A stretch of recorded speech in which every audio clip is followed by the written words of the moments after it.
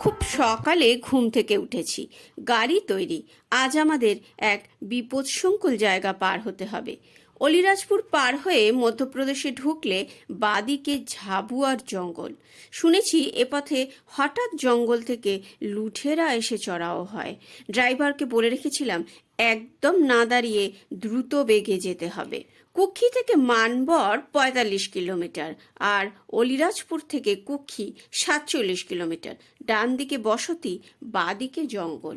খলঘাট হয়ে আমরা মহেশ্বর তীর্থ পৌঁছালাম। মহেশ্বর একটি বড় শিবক্ষেত্র। রানী অহল্যাবাইয়ের নামে এখানে যে ঘাট আছে তা অতি সুন্দর। ঘাটে দাঁড়িয়েই আমরা জলরূপী মা নর্মদাকে প্রণাম করলাম। ভীষণ ক্লান্ত লাগছে। শালিমার গেস্ট হাউস নামে একটি পারিবারিক গেস্ট হাউস পেলাম। এখানে নিরামিষ ভোজনেরও ব্যবস্থা আছে। আমরা এখানেই থেকে গেলাম। ছোট ঘর, কিন্তু পরিষ্কার পরিচ্ছন্ন। পরের দিন খুব সকালে ঘুম ভাঙল। ঘুম ভেঙেই মন অহল্যাবাই ঘাটে চলে গেল। এই মন্দির খুব সুন্দর। ভিতরে মা নর্মদা ও শিবলিঙ্গ বিরাজমান। আমরা মায়ের ফটো শিবলিঙ্গের পাশে বসিয়ে বিভিন্ন মন্ত্র পাঠ করে খুব আনন্দের সঙ্গে পূজা আরতি করলাম। আমাদের অন্তরাত্মা মহেশ্বরের পূজা করে পরিতৃপ্ত হলো। অহল্যাবাই ঘাট থেকে আমরা দ্বারকাধীশ মন্দিরে এলাম। দ্বারকাধীশ মন্দিরে রাধাকৃষ্ণের যুগল মূর্তি আর তার নিচে রাজগোপাল। দ্বারকাধীশ মন্দিরের পাশেই বাদিকে গলিতে গোবর গণেশ মন্দির। এরপর মহাকালেশ্বরের পথে আমরা ইন্দোর রওনা হলাম। যেখানে মহাকালেশ্বর অবস্থিত সেখান থেকে ওঙ্কার পাহাড় পর্যন্ত স্থানকে পুরাকালে মহাকাল বন বলা হতো। মহেশ্বর থেকে ইন্দোর ৯১ কিলোমিটার, সুন্দর পাকা রাস্তা। ইন্দোর থেকে উজ্জয়িনী ৬৫ কিলোমিটার। উজ্জয়িনী শিবক্ষেত্র রূপে ভারতবর্ষে বিখ্যাত। পুরাকালে উজ্জয়িনীর নাম ছিল অবন্তিপুর। আমরা ক্লান্ত, বিধ্বস্ত ও অভুক্ত অবস্থায় লম্বা সফর করে সে বিখ্যাত উজ্জয়িনীতে প্রবেশ করলাম। এখন সর্বাগ্রে আমাদের একটা বিশ্রামাগার চাই। আমরা মহাকাল মন্দিরের কাছে এলাম। তারপর মহামায়া মন্দিরের কাছে একটি লজ পাওয়া গেল। আমরা এই লজেই রাতে বিশ্রাম নেবার সিদ্ধান্ত নিলাম। লজের সামনেই গাড়ি রাখা যাবে। নানবাবু জিনিসপত্র ঘরে দিয়ে গেল। আমি বললাম তোমরা একটু বিশ্রাম করো, আমরা স্নান পুজো সেরে আসছি, একসঙ্গে কোথাও খেয়ে নেওয়া যাবে। পরে আমরা স্নান পুজো ও আহার পর্ব চুকিয়ে প্রথমেই পেলাম সত্যনারায়ণ মন্দির। পরিক্রমায় চাঁদদে অথবা এই উজ্জয়িনীতে সত্যনারায়ণ মন্দিরে পুজো দিয়ে ব্রত কথা পাঠ করলে স্বয়ং নারায়ণ সর্বপাপ থেকে মুক্ত করে মুক্তি প্রদান করে থাকেন। এরপর মহামায়া মন্দিরে গেলাম। আরতি হচ্ছিল। কিছুক্ষণ আরতি দর্শন করে প্রণাম নিবেদন করলাম। মহামায়া মন্দির দর্শনের পর হোটেল খোঁজ করতে লাগলাম। রাজেশ দীর্ঘ সময় গাড়ি চালিয়ে ক্লান্ত। আমাদের যেমন খাওয়া হয়নি, ওদেরও খাওয়া হয়নি। একটা বড় নিরামিষ ভোজনালয় পাওয়া গেল অবশেষে। সেখানেই খাওয়া দাওয়া হলো। ঘরে এসে জপ সেরে শুয়ে পড়লাম। আমি ঘুমিয়ে পড়েছিলাম। অনেক সময় সবাসনে রেবা নাম জপ হতে থাকে। স্ত্রীর সেই রকমই হচ্ছিল। মধ্যরাতে তিনি কাঁদছিলেন, শরীরে খুব কষ্ট হচ্ছিল। হঠাৎ তিনি দেখেন একজন যোগী তার সামনে দাঁড়িয়ে আছেন, জটাজুটোধারী। সেই যোগী তাকে বললেন, বেটি तुम रो क्यों रहे हो? तुम्हारा परिक्रमा अच्छे से हो रहा है और ज्यादातर तुम पार कर चुके हो और थोड़ा ही तो बाकी है। मत रो और थोड़ा कष्ट करने से तुम्हारा परिक्रमा पूरा हो जाएगा और फिर आनंद ही आनंद होगा। परिक्रमा में इतना कष्ट करना पड़ता है, मेरे आशीर्वाद है। এই কথাগুলো বলে যোগীরাজ অন্তর্ধান হন। স্ত্রী কাঁদতে কাঁদতে ঘুমিয়ে পড়েন। পরের দিন সকালে ৪টে ঘুম ভেঙে গেল। তাড়াতাড়ি দুজনে স্নান করে মায়ের পুজোরতি সেরে নিলাম। তারপর মহাকাল মন্দিরে গেলাম। ফুল ও পূজার সরঞ্জামাদি নিয়ে লাইনে দাঁড়ালাম। শেষ পর্যন্ত ভেতরে ঢোকার অবসরও পাওয়া গেল এবং পুজো দেওয়া গেল।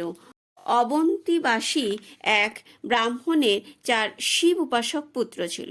ব্রহ্মার বরপ্রাপ্ত দুষ্ট দৈত্যরাজ দূষণ অবন্তীতে এসে ভক্ত বেদজ্ঞ ব্রাহ্মণকে উৎপীড়ন করতে লাগলো, কিন্তু ভগবান শিবের একান্ত ভক্ত ব্রাহ্মণ একটুও বিচলিত হলেন না। দৈত্যরাজ তখন অবন্তীনগরের সব রকম বৈদিক অনুষ্ঠান নিষিদ্ধ করল। দৈত্যদের হাতে উৎপীড়িত প্রজারা ব্রাহ্মণের কাছে এসে প্রতিকার চাইল।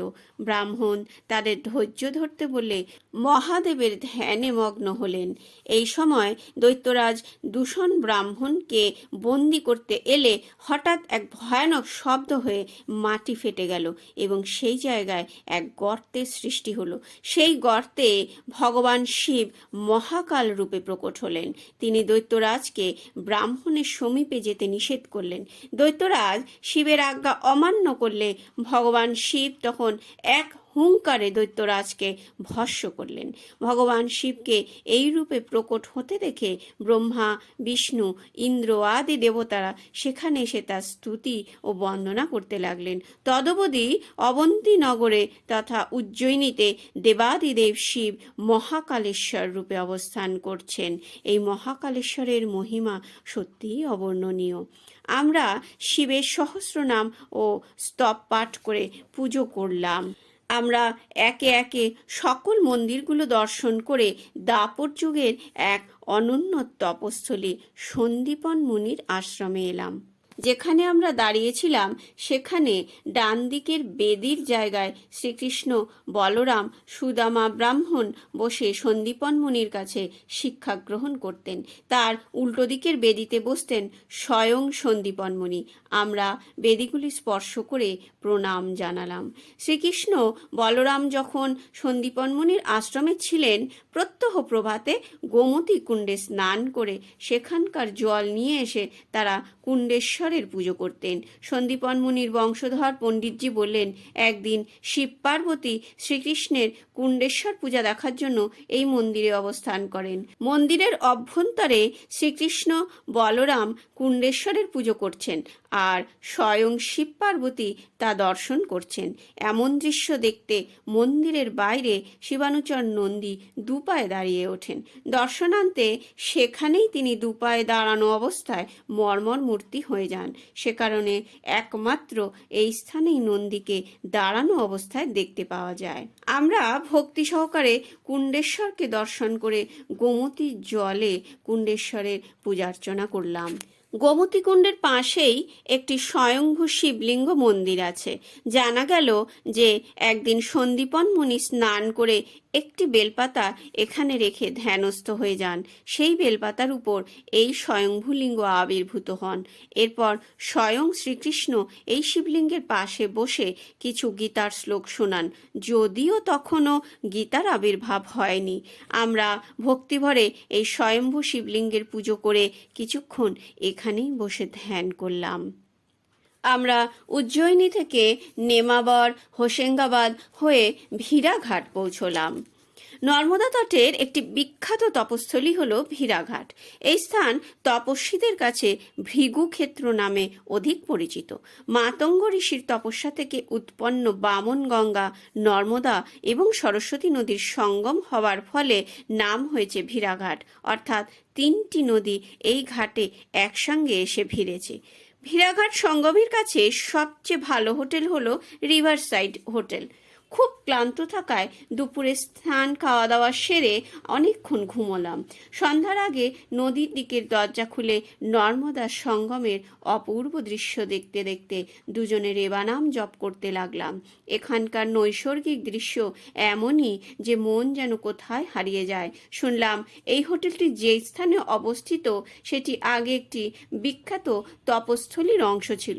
এখানে জপে বসলে স্বতঃস্ফূর্ত জপ চলতে থাকে। আমরা জপে এত মগ্ন হয়ে গেলাম যে রাতে আর খেতে যাওয়া হলো না। নিজেদের কাছে মজুদ শুকনো খাবার খেয়ে নিলাম। আহার শেষে বিছানায় শবাসনে শুয়ে ইষ্ট নাম জপ করতে করতে ঘুমিয়ে পড়েছি। মাঝরাতে হঠাৎ আমার ঘুম ভেঙে গেল। আমি শবাসনেই শুয়ে আছি। আমার মুখ, ঠোঁট, জিহ্বা কিছুই নড়ছে না, কিন্তু আশ্চর্যভাবে আমার ভেতরে হর নর্মদেই হর এই মন্ত্র জপ হয়ে চলেছে। আমি সে জপের শব্দ যেন শুনতে পাচ্ছি। আমি চুপ করে শবাসনেই শুয়ে রইলাম। দ্বিতীয় দিন আমরা মন্দির দর্শনে বেরোলাম। হোটেল থেকে বাঁদিকে 1 কিলোমিটার গেলে সূর্যদেবের তপস্থলী। এখানে সূর্যকুণ্ড বিখ্যাত। একটু আগে আছে রুদ্রকুণ্ড। হাইওয়ে থেকে ডান দিকে প্রায় 5 কিলোমিটার গেলে ডান দিকে ত্রিপুর সুন্দরী ধাম। ভিড়াঘাটে শক্তি সাধনার এক বিখ্যাত স্থান। নর্মদা তটে এটাই একমাত্র মন্দির যেখানে মায়ের 3টি মাথা, মহালক্ষ্মী, মহাকালী ও মহাসরস্বতী। খুব জাগ্রত তপস্থলী।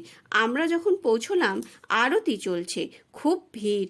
আমরাও পাশে দাঁড়িয়ে আরতি দেখতে লাগলাম। ত্রিপুর সুন্দরী দর্শন করে এই মন্দিরের একটু আগে বগলামুখী মন্দিরে এলাম। মন্দিরটি এক উচ্চকোটি তপস্বীর প্রতিষ্ঠিত। মাতা বগলামুখীর এক জাগ্রত পীঠ। মূল মন্দিরের উপরের ঘরে মা বগলামুখী, তার নিচে পাতাল ঘরে মায়ের প্রাণ প্রতিষ্ঠা আছে। মহন্তজি এক আশ্চর্য শিবলিঙ্গ দেখালেন, চন্দ্রমৌলেশ্বর। বগলামুখী মন্দিরের বাইরে বাম দিকে। শিবলিঙ্গটি মন্দিরের বাম দিকে এক জায়গায় স্থাপন করা হয়েছিল। শিবলিঙ্গের উচ্চতা তখন ছিল প্রায় 10 ইঞ্চি। 2001 সালে দেখা যায় এই শিবলিঙ্গ 15 ইঞ্চি লম্বা হয়ে গেছে এবং লিঙ্গের গায়ে চাঁদ ও একটি গদা চিহ্ন ফুটে উঠেছে। তারপর একটি স্বতন্ত্র মন্দির বানিয়ে সেখানে চন্দ্রমৌলেশ্বরকে স্থাপন করা হয়। নর্মদা তটে এইরকম কত আশ্চর্য কাণ্ড ঘটে যার কোনো ব্যাখ্যা পাওয়া যায় না। পঞ্চমাঠা মন্দির রিভারসাইড হোটেলের পাশে। এটা 5 জন সিদ্ধ তপস্বীর তপস্থলী। মন্দিরের পিছনে যে প্রাচীন বটগাছ আছে সেখানে ভৃগু মুনি তপস্যা করতেন। পঞ্চমাঠার 5টি মন্দির হল 5 ঋষির সমাধি। এই ঋষিগণ তপস্যায় সিদ্ধি লাভ করে এখানেই ব্রহ্মলীন হয়। তারপর তাদের তপস্থলীতেই সমাধি দেওয়া হয়। এই সমাধির উপরে শিবলিঙ্গ প্রতিষ্ঠা করা হয়। ভিড়াঘাটে এই পঞ্চমঠা খুবই প্রসিদ্ধ স্থান। পঞ্চমঠা থেকে 1 কিলোমিটার দূরে একটি বানকুণ্ড আছে। অসুররাজ বানাসুর এখানে তপস্যা করতেন। প্রত্যহ 1.25 লক্ষ শিবলিঙ্গ নিজের হাতে বানিয়ে প্রাণ প্রতিষ্ঠা করে তিনি পুজো করতেন।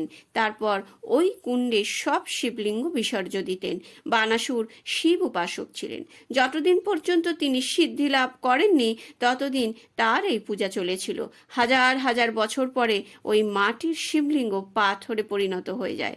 কোনো এক সময় শিবলিঙ্গটি নর্মদার জলে প্রবাহিত হয়ে অন্যত্র চলে যায়। এই বানকুণ্ডে যে শিবলিঙ্গ পাওয়া যায় তাকেই বানলিঙ্গ বলে। যেহেতু এই বানলিঙ্গে প্রাণ প্রতিষ্ঠা করা আছে, মন্দিরে বা বাড়িতে এই লিঙ্গ প্রতিষ্ঠা করলে তার আর প্রাণ প্রতিষ্ঠা করার দরকার হয় না। পঞ্চমঠা থেকে একটু এগিয়ে ডান হাতে 64 যোগিনী মন্দির। এটি অতি প্রাচীন মন্দির। একবার শিব পার্বতীর সঙ্গে বৃষের উপর বসে কৈলাস যাচ্ছিলেন। একজন ঋষি বানকুণ্ডের কাছে এই স্থানে পর্বতের উপরে তপস্যারত ছিলেন। পার্বতী শম্ভুকে বলেন, আপনি এই তপস্বীকে দর্শন দিন।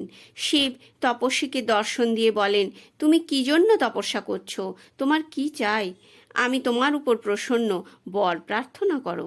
ঋষি শিবকে প্রণাম করে বলেন, আপনি একটু অপেক্ষা করুন, আমি নর্মদায় স্নান করে এসে আপনাকে বলবো।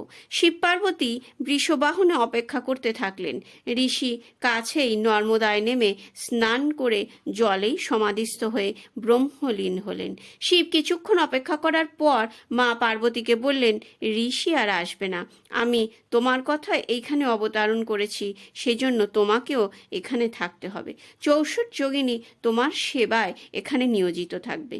কিন্তু পার্বতী ও শিবশঙ্করকে ছাড়লেন না। মা বললেন, আপনি 6 মাস কৈলাস থাকবেন আর 6 মাস ভিড়াঘাটে থাকবেন। তখন থেকে এই মন্দিরকে 64 যোগিনী মন্দির বলা হয়। আমরা ঘরে এসে সন্ধ্যায় মায়ের গান করলাম, পূজারতি করলাম, তারপর সামান্য কিছু মুখে দিয়ে জপ করতে বসলাম। এই তপস্থলিতে যত জপ করে নিতে পারি ততই মঙ্গল। আজ দ্বিতীয় রাত্রি, কাল বিখ্যাত ধুয়াধার যাব। হোটেল থেকে 1 কিলোমিটার এগিয়ে গেলে ধুয়াধারের প্রথম ফটক। আমরা খুব ভোরে গিয়েছি, ভিড় নেই। স্নানের জামাকাপড় নিয়ে ধুয়াধারের কাছে এলাম।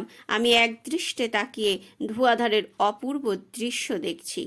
জলপ্রপাতের জল উচ্চ রবে আছড়ে পড়ছে নিচে, আর ফেনায়িত জল বয়ে চলে যাচ্ছে মার্বেল রকের দিকে। উপরের জল নীল, জলপ্রপাতের সামনে ব্রিজ করা আছে, ওখানে গেলে আরও কাছে যাওয়া যায়, কিন্তু পরিক্রমাকারী ব্রিজে উঠতে পারবে না। তাই আমরা এই তটে দাঁড়িয়েই দেখছি। হঠাৎ দেখি আমার স্ত্রী কাঁদছেন। আমি অবাক, এত সুন্দর দৃশ্য এই ভোরে তিনি কাঁদছেন কেন? আমি তাকে কান্নার কারণ জিজ্ঞেস করলে তিনি বললেন, ওঙ্কারেশ্বরে প্রথম রাতে জপ করতে করতে যে জায়গায় মা নর্মদাকে দর্শন করেছিলেন, এটাই সেই জায়গা। এই জলপ্রপাতের যেখান থেকে জল পড়ছে সেখানে মা বসেছিলেন। এই জায়গা তিনি আগে কখনো দর্শন করেননি। ওঙ্কারেশ্বরে জপের মধ্যেই মা ওকে দর্শন দিয়েছিলেন। আমরা মা নর্মদার উদ্দেশ্যে প্রণাম জানালাম। মা কখন কাকে কিভাবে কৃপা করেন তা কেউ বলতে পারে না। ভিড়াঘাট থেকে অমরকণ্টক 235 কিলোমিটার, জব্বলপুর হয়ে যেতে হয়। আমরা খুব সকালে উঠে প্রাতকৃত ও স্নান সেরে মায়ের পূজারতি করে নিলাম। তারপর বারান্দায় দাঁড়িয়ে শেষবারের মতো ভিড়াঘাট সঙ্গম দৃশ্য দু চোখ ভরে দেখে নিলাম। জলরূপী মা নর্মদা, মাতঙ্গ ঋষি, ভিগু ঋষি ও ভগবান দত্তাত্রেয়ের উদ্দেশ্যে প্রণাম নিবেদন করে হর নর্মদে হরধ্বনি দিতে দিতে ভিড়াঘাট থেকে গোয়ারি ঘাটের পথে রওনা হলাম। গোয়ারি ঘাট থেকে একটু এগিয়েই জিলহেরি ঘাট, দূরত্ব 2 কিলোমিটার। মা গৌরীর যোনিপীঠ এখানে নর্মদায় পাওয়া যায় বলে এই ঘাটের নাম জিলহেরি ঘাট। নর্মদেশ্বর শিবলিঙ্গ প্রতিষ্ঠার সময় জিলহেরি অর্থাৎ যোনিপীঠ এখানে পাওয়া যায়। এটিও খুব সুন্দর ঘাট। আমার স্ত্রীর শরীর খারাপ চলছে, তিনি আর যাত্রার ধকল নিতে পারছেন না। শাহপুর মার্গটি নর্মদার নিকট দিয়ে অমরকণ্টক পৌঁছেছে। এই পথে গেলে আমরা আজ রাতেই পৌঁছে যাব।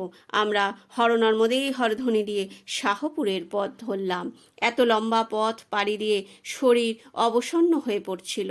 আমরা সেই দিনই পরিক্রমা সমাপ্ত করতে চাইলাম, তখন সন্ধে হয়ে গেছে। এখন আবার আমাদের জঙ্গলের মধ্যে দিয়ে পায়ে হেঁটে মাইকি বাগিয়া পৌঁছতে হবে। রাজেশ আমাদের পাহাড়ের পাদদেশে নামিয়ে দিয়ে গাড়ি নিয়ে মাইকি বাগিয়া চলে গেল। পথ দেখিয়ে নিয়ে যাবার জন্য নানবাবু আমাদের সঙ্গে থাকলো। নানবাবুর কাছে একটি টর্চ ছিল।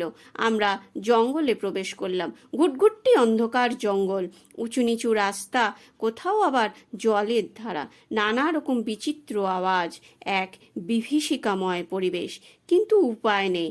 নিয়ম অনুযায়ী পরিক্রমা শেষ করে অমরকণ্টকে ঢোকার সময় এবং অমরকণ্টক থেকে বেরোবার সময় জঙ্গলের রাস্তা দিয়ে পায়ে হেঁটে যেতেই হবে।